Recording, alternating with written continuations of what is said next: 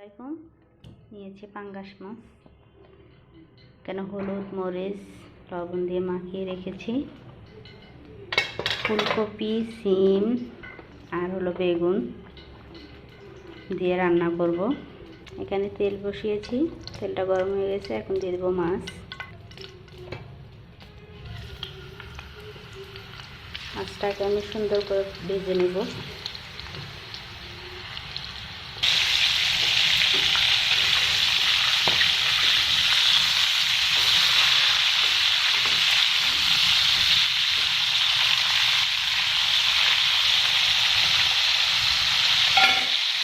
এই যে দেখতে পাচ্ছেন মাছগুলো কত সুন্দরভাবে ভেজে নিয়েছি। এখন এগুলোকে তুলে রাখবো।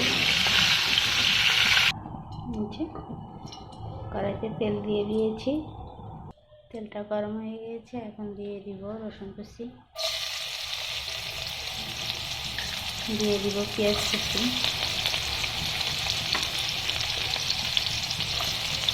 দিয়ে এটাকে সুন্দরভাবে ভেজে নেব। যে দেখতে পাচ্ছেন পেঁয়াজটাকে ভেজে নিয়েছি। এখন দিয়ে দিব স্বাদ মতো লবণ,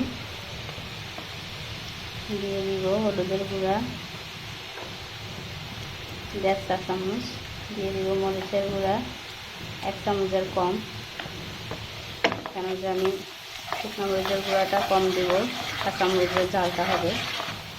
এখন একটু পানি দিয়ে কষিয়ে নিব।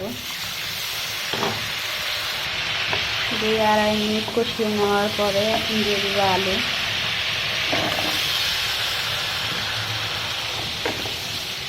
আলুটাকেও আমি 2 মিনিটের মতো কষিয়ে নিব। এই যে দেখতে পাচ্ছেন 2 মিনিটের মতো কষিয়ে নিয়েছি। এখন দিয়ে দেব টমেটো,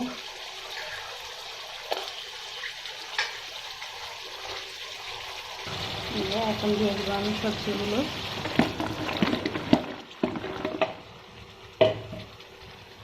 সবজিটাকে আমি সুন্দরভাবে কষিয়ে নিব।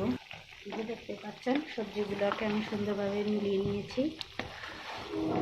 2 মিনিট কষিয়েওছি। এই যে পানি বাইরে হয়ে গেছে অনেকটা। এখন দিয়ে দেবো কাঁচামরিচ,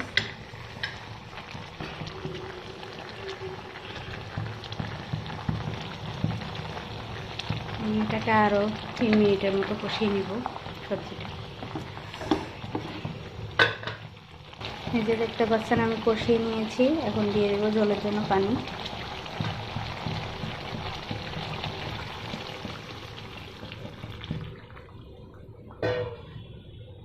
এটা তরকারিটা আরও 5 মিনিটের মতো রান্না করে নিব।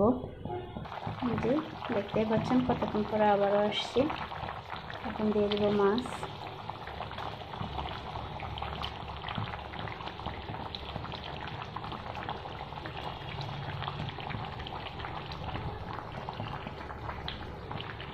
দিয়ে আরও 2 মিনিটের মতো রান্না করে নিব।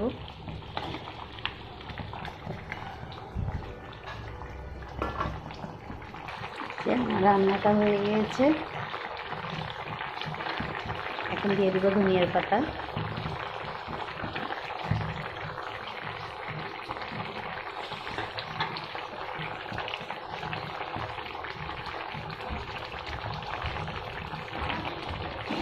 দিয়ে ঢেকে দিব 1 মিনিটের জন্য।